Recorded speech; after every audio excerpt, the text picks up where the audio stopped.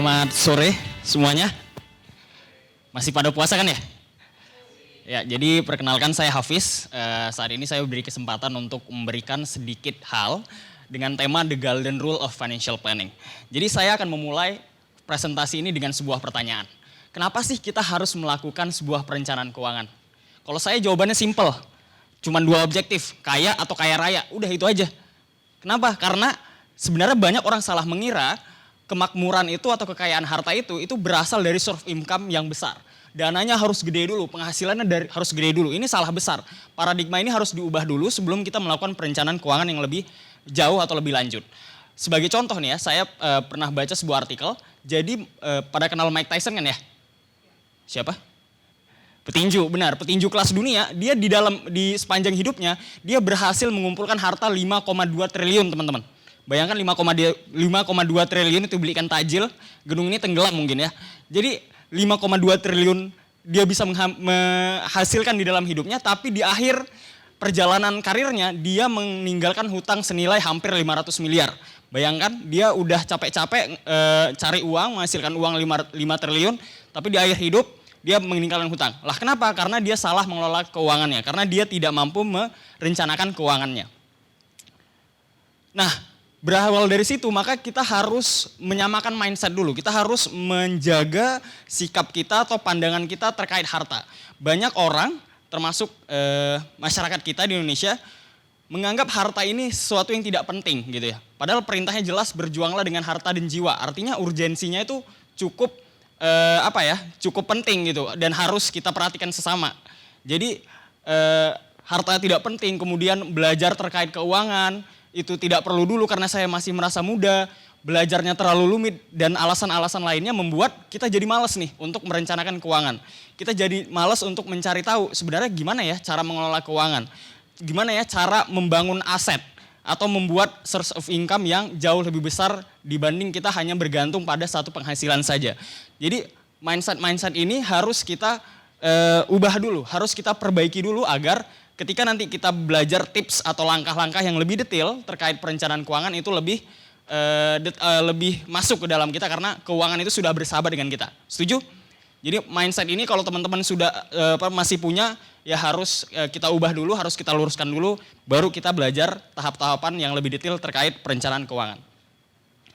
Nah, mungkin karena mindset itu juga ya atau paradigma itu, sayangnya kita memiliki fakta seperti ini. Di Indonesia itu dari 67,8% yang telah menggunakan produk ya dan layanan keuangan itu 29,7%-nya nggak tahu. Lebih dari separuh orang yang pakai produk dan layanan keuangan itu masih belum paham caranya menggunakannya gimana. Ya kan diperkenalkan mungkin investasi reksadana tapi nggak tahu reksadana itu makhluk apa misalnya. Kemudian diperkenalkan investasi saham tapi transaksi sahamnya nggak tahu bagaimana cara memanfaatkannya dan instrumen-instrumen keuangan lainnya, baik itu asuransi gitu ya, atau investasi dan lain sebagainya. Nah ini jadi bottleneck tersendiri, jadi tantangan tersendiri bagi kita agar sebelum kita berbicara lebih jauh terkait perencanaan keuangan, literasi keuangan kita harus tinggi dulu. Kita harus paham dulu terkait produk keuangan itu apa, instrumen keuangan yang ingin kita manfaatkan bentuknya seperti apa agar kita bisa paham nih, oke produk keuangan ini sesuai dengan karakter dan kebutuhan saya. Kalau nanti ujung-ujungnya bisa kita manfaatkan. Tantangannya ada beberapa. Jadi yang pertama literasi keuangan kita rendah. Bahkan ketiga terendah di dunia setelah China dan India. Jadi sangat ironis. Jadi bisa jadi ketika nanti teman-teman dijelaskan gitu ya terkait perencanaan keuangan, kita harus terus belajar untuk mengetahui sebenarnya ada apa aja sih produk keuangan yang ada di Indonesia misalnya. Kemudian yang kedua, dana minimumnya tinggi. Dulu ya, 5-10 tahun yang lalu, kalau kita mau investasi, misalnya khususnya reksadana gitu, kita harus datang ke bank, isi formulir, ini terkait juga proses yang rumit ya, isi formulir 4 lembar, kemudian ditanyain, diwawancarai, dan dana minimumnya bisa jadi 1-5 juta gitu ya. Dan cari aksesnya itu sulit sekali, jadi orang-orang pedesaan gitu ya, atau kota-kota kedua, itu sulit mencari sebenarnya akses keuangan apa ya yang sesuai dengan kebutuhan dia. Maka dari itu dengan tantangan ini Bukalapak ikut tergerak gitu kan. Bukalapak siap membantu untuk menaik kelaskan para penggunanya menjadi melek investasi, menjadi melek keuangan agar kita sama-sama berdaya gitu ya menggunakan platform Bukalapak lewat ya kita bisa sebut ada Bukareksa gitu ya, ada Bukaemas dan yang terakhir kita launch adalah kalkulator finansial. Nah, ada sedikit tips sederhana dari saya sebelum atau tahapan awal bagaimana cara kita merencanakan keuangan. Yang pertama adalah kita tentukan dulu tujuan keuangannya apa. Kalau kita ingin mengelola keuangan, kita harus tahu nih arahnya kemana gitu ya. Tujuan keuangannya apa? Tujuan keuangan itu apa sih contohnya? Dana pendidikan di masa depan, bangun rumah, beli mobil itu semua tujuan keuangan. Jadi tujuan keuangan itu harus kita detailkan, nanti saya juga kasih beberapa tips bagaimana cara membuat sebuah tujuan keuangan. Tapi dalam langkah-langkah pengelolaan keuangan ini harus ada tujuan keuangan itu sendiri. Yang kedua, kita harus tahu nih kebutuhan dan karakter kita pribadi. Karakter itu terkait profil resiko. Jadi kita orangnya ini konservatif apa agresif. Kita terlalu takut resiko atau orangnya ya udah nggak apa-apa. Ini dana saya menganggur gitu ya.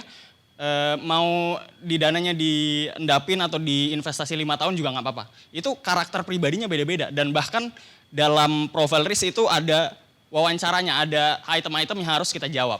Nah itu harus teman-teman gali dan harus teman-teman pahami karakternya seperti apa. Karena tiap-tiap orang beda-beda. Yang ketiga, kita harus pelajari nih instrumen atau produk keuangan apa yang sesuai sama kebutuhan kita. Tapi kita harus paham balance.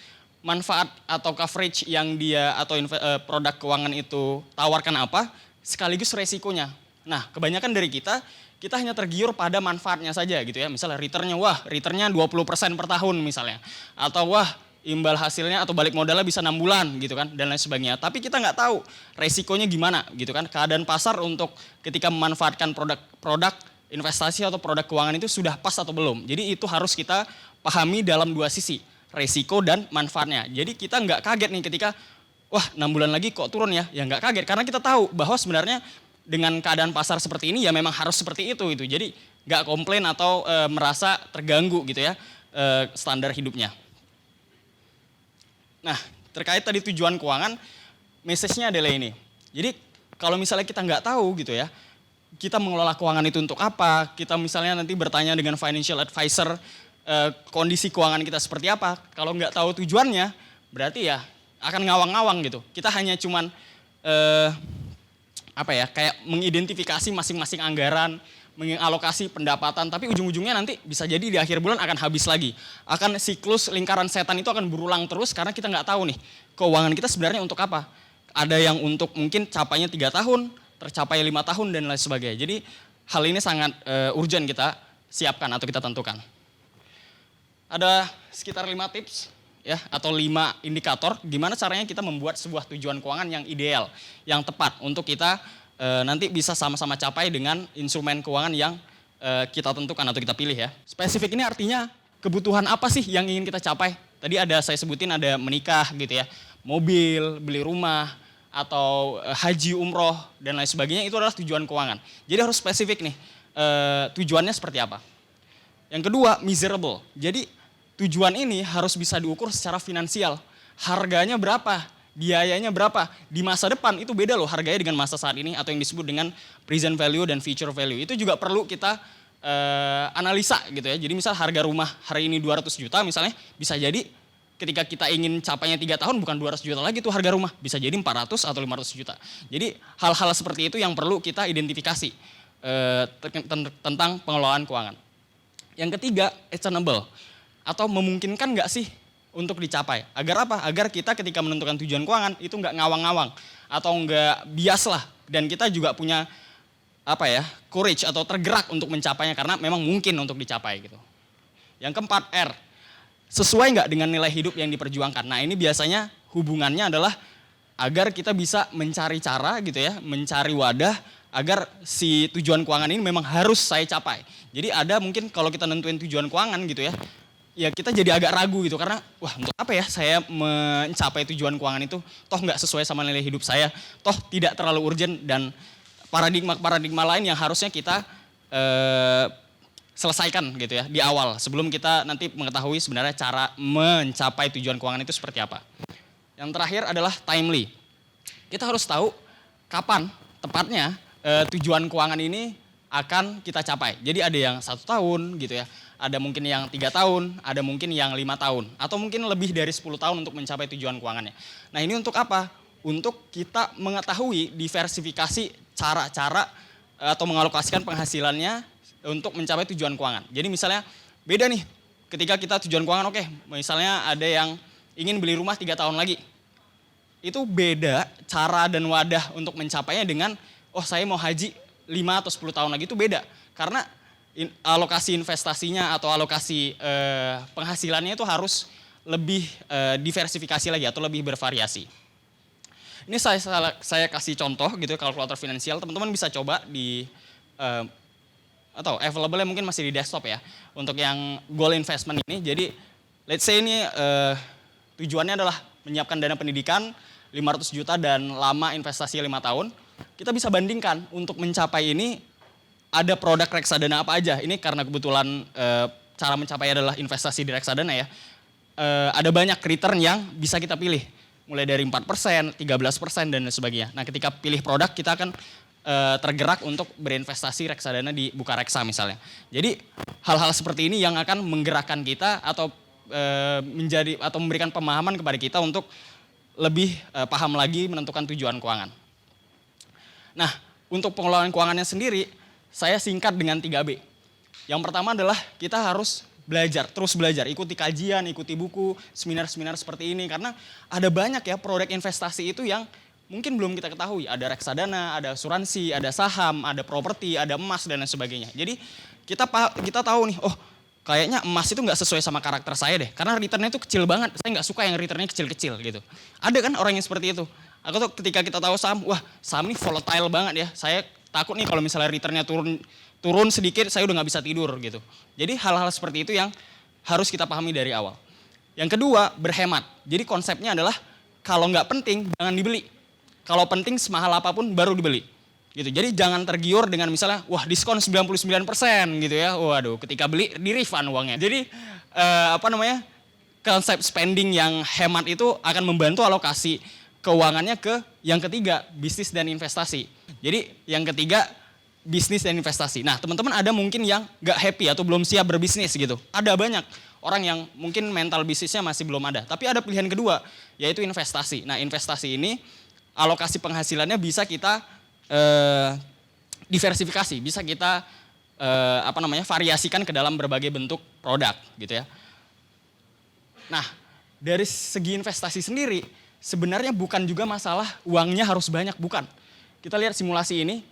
Kalau kita mulai usia 16 tahun dengan modal itu 1,2 juta per bulan misalnya, per tahun dan berhenti investasi di umur 25, ternyata returnnya bisa hampir 3 kali lipat dari orang yang menunda-nunda investasi sampai umur 30 dan investasinya sampai 44 meski modalnya dikali 2 kali lipat. Jadi itu modal pertama 1,2 ya, modal orang kedua 2,4, ternyata returnnya lebih tinggi di orang yang investasinya jauh lebih dini, jauh lebih cepat gitu. Jadi ini mumpung Bukalapak gitu ya lagi menghadirkan fitur berbagai investasi, monggo coba dulu aja gitu untuk membiasakan diri belajar investasi dari awal.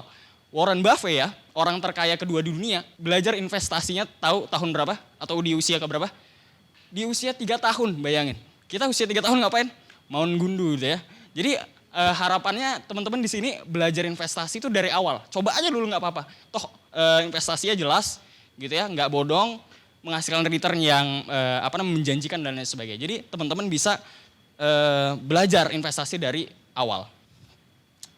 Ini saya kasih berbagai produk atau instrumen investasi. Jadi ada reksadana itu kebagi lebih variatif tergantung dengan jenisnya. Ada pasar uang, ada campuran, ada pendapatan tetap gitu ya, ada saham. Kemudian ini harus kita ketahui sesuai dengan karakter kita. Apakah karakter kita konservatif, sangat konservatif, moderat, dan agresif. Dampaknya adalah kita harus memilih produk investasi itu jauh lebih lama. Jadi kalau misalnya teman-teman agresif, ya harus bersabar. Investasinya harus 5 tahun gitu ya. Jadi jangan sampai misalnya, wah invest di saham gitu ya, invest di reksadana saham. Bulan depan turun, komplain gitu. Ya itu adalah sebuah impact, itu adalah sebuah dampak dari return yang jauh lebih tinggi ketika kita dibanding kita investasi di reksadana pasar uang misalnya. Jadi konsepnya harus high risk, high return. Jadi teman-teman yang ingin returnnya tinggi, ya harus bersabar untuk menikmati return yang tinggi itu. Karena resikonya sangat tinggi ketika kita manfaatkan di waktu yang lebih sempit. Nah ini terakhir, pesan dari panitia, gimana sih caranya mengelola THR gitu ya. Karena mungkin ada THR teman-teman yang udah cair, angkat tangan yang udah cair. Belum ada ternyata, belum ada yang cair. Jadi nanti kalau cair, beberapa tips yang bisa saya bagi adalah ini. Yang pertama, sebelum cair nih, mumpung belum cair nih, belum turun nih, itu diatur anggarannya sedetail mungkin. Jadi misalnya sekian juta diatur, oke misalnya 10% buat ini, 20% buat ini. Jadi ketika sudah turun, tidak digabung dengan belanja bulanan. Jadi harus kita pisahkan mana yang sehari-hari kita pakai anggarannya dengan pengelolaan THR ini. Karena THR ini kan hanya 1 kali setahun ya. Jadi kalau pengelolaan THR 1 kali setahun, impact-nya adalah alokasinya juga harus kita belanjakan di belanja 1 tahunan. Misalnya donasi, charity, liburan, traveling gitu ya yang tahunan. Atau misalnya kita alihkan ke loan, cicilan yang tahunan, asuransi yang tahunan, atau investasi yang sifatnya tahunan. Jadi biar teman-teman bisa memisahkan anggaran ini dari penghasilan bulanannya gitu. Jadi hopefully pengelolaan THR ini tidak mengganggu alokasi atau anggaran keuangan yang teman-teman selalu atau rutin dapatkan per bulan gitu ya, kurang lebih. Nah, presentasi ini saya tutup dengan quotes dari John Ruskin, seorang philanthropist dari Inggris. Bukan seberapa banyak sih, yang penting itu orang menghasilkan uang, bukan itu. Tapi yang penting adalah bagaimana cara kita memikirkan, bagaimana cara kita menentukan tujuannya dari uang yang telah kita kumpulkan. Jadi harapannya teman-teman di sini bukan untuk